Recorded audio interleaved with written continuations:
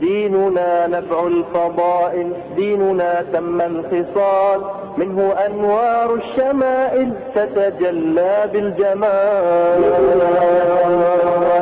ديننا تم الخصال، منه أنوار الشمائل تتجلى بالجمال، تتجلى بالجمال. إنه الإسلام نور الله قدسي الجمال، إنه الإسلام نور الله قدسي الجمال، نبع أخلاق سناها طاهر يمحو الضلال.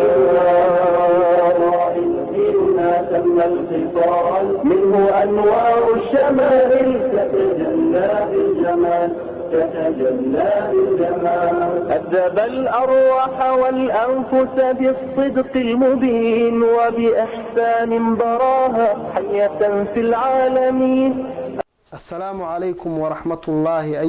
أيها التلاميذ. وعليكم السلام ورحمة الله أيها الأستاذ. بسم الله الرحمن الرحيم. الحمد لله وصلى الله على نبينا محمد وعلى آله وصحبه أجمعين. waxaan bilaabanaya maanta alxadiid maadadeeni iyo cashir cusub oo ka mid ah casharadii carabiga aan kusoo xadiidka. alxadiid الثامن xadiidku 8aad wuxuu ka hadlayaa xadiidkan maanta xifdu الlisaani walyadi min الtacaddi. xifdu الlisaani carabka in la dhowro oo la ilaaliyo, walyadi iyo gacanta in la ilaaliyo, min atacaddi xadgudubka laga ilaaliyo, xadgudubka laga ilaaliyo. alxadiid الthaamin xadiidka 8aad xifdu lisaani carabka in la dhooro, walyadi iyo gacanta in la dhooro oo la ilaaliyo, min atacaddi xadgudubka laga ilaaliyo. xadiidkan maanta aan qaadanayno oo ah xadiidka 8aad wuxuu nagu boorinayaa in layska ilaaliyo carabka, xaaraanta, hadalka xun, afxumada in layska ilaaliyo. xifdu lisaan carabka oo la dhooro, iyo walyadi gacanta inuu ilaashado oo ma aragtay wax xun wax ku xadin, oo ma aragtay dad ku dhicin, oo xumaan uusan ku samaynin, adinkiisa inuu ilaaliyo. xadiidkan maanta intaas ayuu nagu boorinayaa. alxadiid الthaamin xadiidka 8aad xifdu lisaani waa carabka in la ilaaliyo, walyadi gacantana in la ilaaliyo oo laga ilaaliyo, min atacaddi xadgudub laga ilaaliyo, xadgudub laga ilaaliyo. xadiidka maanta taasoo nagu boorinayaa. aan qaadano marka xadiidkii oo ku saabsanaay xifdu lisaan walyadi aan qaadano. can abi muusa alashcariyi radia allahu canhu qaal qultu yaa rasuula allah ayu lislaami afdal qaal من سلم المسلمون من لسانه ويده. رواه البخاري ومسلم. عن أبي موسى الأشعري رضي الله عنه قال قلت يا رسول الله أي الإسلام أفضل قال من سلم المسلمون من لسانه ويده. رواه البخاري ومسلم. عن أبي موسى وحالة وريي الأشعري قبيلتي سهير أشعريين تأها رضي الله عنه الله كرال نقضيه. قال وحو يري أبو موسى قلت وحان ده يا رسول الله رسولك إله يو أي الإسلام أي الأعمال في الإسلام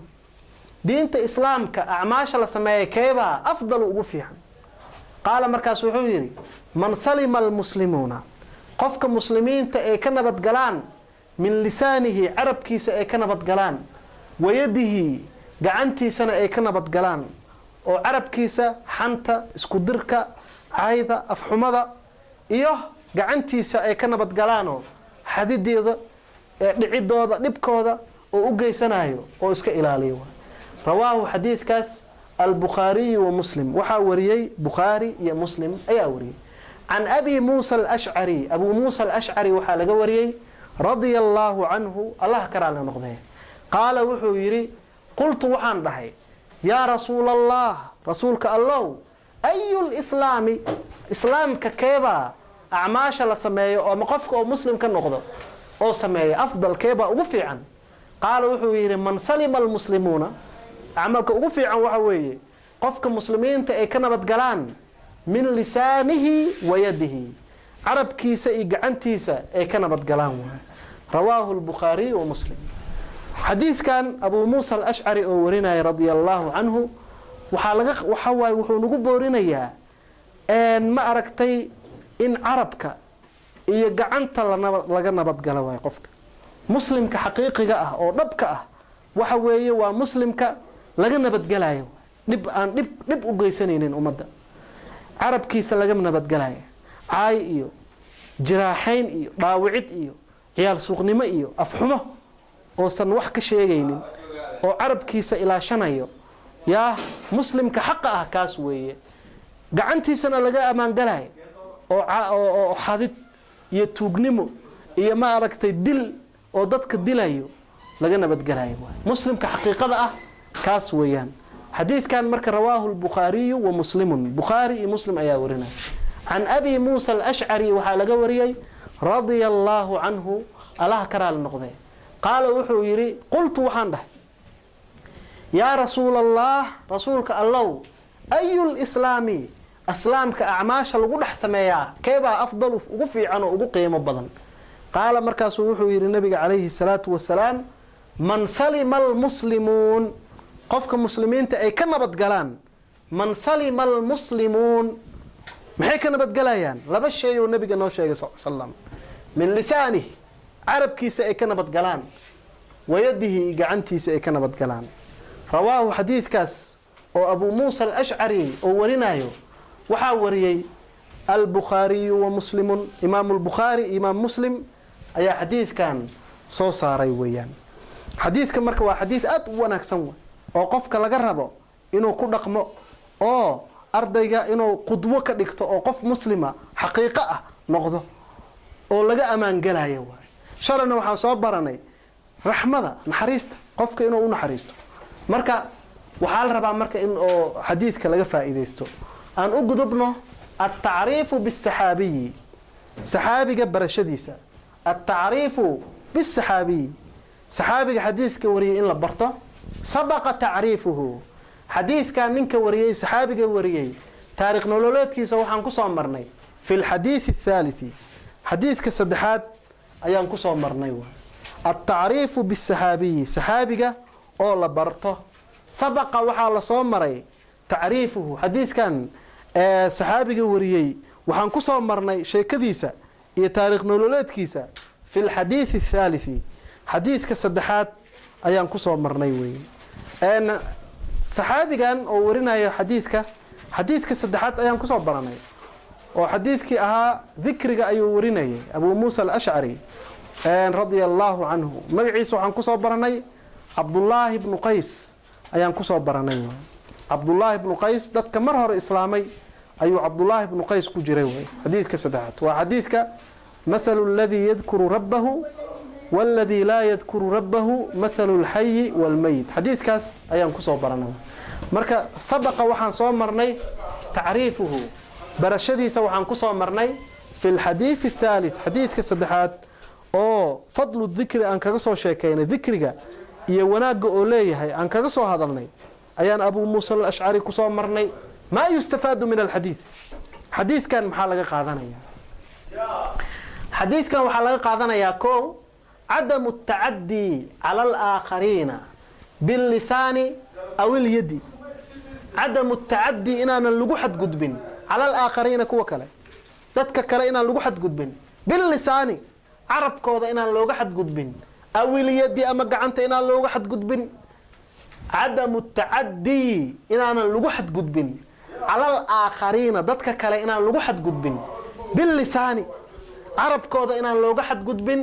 oo qofka carabka ugu xadgudbin awil yadi ama gacanta uusan ugu xadgudbin lambarka labaad al-ijtinaabu in laga fogaado min as-sabbi caayda in laga fogaado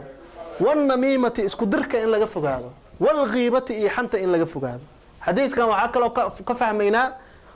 aan ka faa'iidaysanaynaa in laga fogaado caayda as-sabb an-namiimaha waa isku dirka in laga fogaado ghiibaha waa xanta in laga fogaado waa صفات حن oo qofka muslimka looga digayo waay oo carabka ka geysta waay waxan lambarka saddexaad alxadar waxa la iskaga digayaa min akhdi shay'in wax in la qaado oo min az-zumalaa'i saaxiibada fasalka kula jiro inaa wax ka qaadatid kal qalami qalin oo kale wal misdarati rulla ama masdarad oo kale wal mimhaati shaabeeno tirtira oo kale ama raabe oo kale illa biridaahum inay kaaga raali yihiin oo qofka u dhiibay mooyee inuusan iska qaadan xoog u qaadan lama ogolo waay ما يستفاد من الحديث ما حديث كلا فائدة سنية عدم التعدي إن أنا لجوحد جدبن على الآخرين ضدك كلا إن أنا لجوحد جدبن باللسان عرب كإن أنا لجوحد جدبن أو اليد أما جعنت وإن أنا لجوحد جدبن جعنتي سي عرب كذا كدرسة هكوعد جدبن وحمان أو جيسنين لم برك الله بعد الاجتناب وإن لجفوا هذا من الصب عايذ إن لجفوا هذا والنميمة اسكدرك dadka la isku diro oo been hadalka loo kala qaado oo been loo kala sheego wal ghiiba iyo xanta in la iska ilaaliyo lambarka saddexaad al hadar waxa la iskaga digayaa min akhdi shay'in wax in laga qaato min az-zumalaa'i saaxiibada fasalka kula fadhiyo ya ama guriga kula joogo ina wax ka qaadato kal qalami qalin oo kala ka qaadato wal misdarati rulla oo kala ina ka qaadato wal mimhaati tirtira oo kala ina ka qaadato إلا برضاهم إني كاجرال يهينو مقادن كرا أدهد أو خو قاضي أي كدهان مويه إنان قاضنين وعكسي وين بكتر قفك العك هذا أما وحك قاته بدون إذنه أصلا كوف سحن وحاران قفك مسلم كأيا دبتي واي دب أيا أوجيستي حديث كان مركب وحياة بدن وآت مهمة أيا لقى فائدة سنة يوم وإن اللجوحة جدبن تتككله عدم التعدي على الآخرين إن اللجوحة جدبن باللسان أو باليد قعن أما عرب إن اللجوحة جدبن معنا وقفك آداب وإنه كفر يا آداب وإنه لهذا آدابته وإنه احترام مرولب عدم التعدي وإنه سنكحت جدبن على الآخرين معنا أما عربك أو كجحت جدبن أما قعنت أو كجحت جدبن وحكى له حديث كلا قاضنا يا سفوين حن إن لقفوا هذا إن لقفوا هذا كو عايدة قفك إنه عاي كشيء صانع تهي قف كان ضيق سويا لضيق عاي والد كيس عاي سيدنا كدرنبا والد كيس هدا عاي سيد أضو هويدا يا أباها عايو كلام والد قفك هدا عاي سيد وأذيك هويدا يا أباها عايو كلام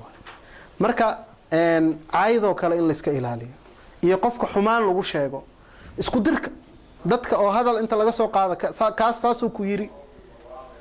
tan saanay ku tiri yaa iyadana waxyaabaha oo waxa way aad loo mamnuucay xanta waxa way qof walaalka wuxuu nacay inaa ku sheegtid ama asoo maqan ama asoo kula joogaba xumaan inaa ku sheegtid weeye waxa soo dhan ma banaano waxa way waxyaabaha oo sharciga oo iskaaga digaya oo kaga digaya weeyaan ما يستفاد من الحديث حديث كم حلقة قادنا كو عدم التعدي إن اللجوحة جدبن على الآخرين ضدك كلا وإن اللجوحة جدبن باللسان عربك وإن اللجوحة جدبن أو اليد أما قعنت وإن اللجوحة جدبن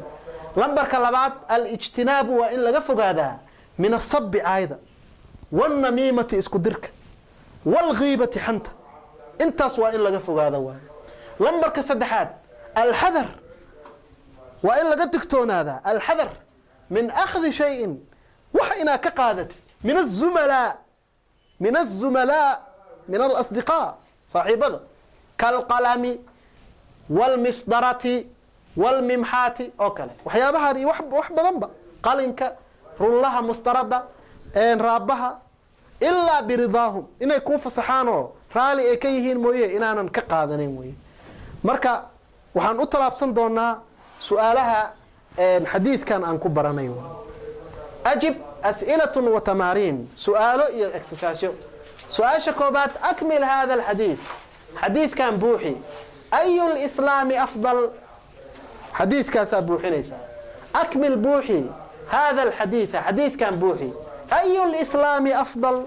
حديث كان بوحي ليس سؤال شلبات هل يجوز مبنانتهي أخذ شيء وحنا كقادة من الزملاء صاحبها إنها كقادة بدون إذن إيضا كوفصحن أو قادة كلهن إنها كقادة مبنانتها هل يجوز ما بنانتها أخذ شيء وحنا إسكقادت من الزملاء صاحبها كقادت كل جوجو بدون إذن أسيقوا نكوف صحين ما بنانتها سؤال سدحات إملأ الفراغ ما شبنا بوحي بما يناسبه وحكب حينيسا وحا أقل مؤ من هذه الكلمات إريادان أيكب حينيسا إرياده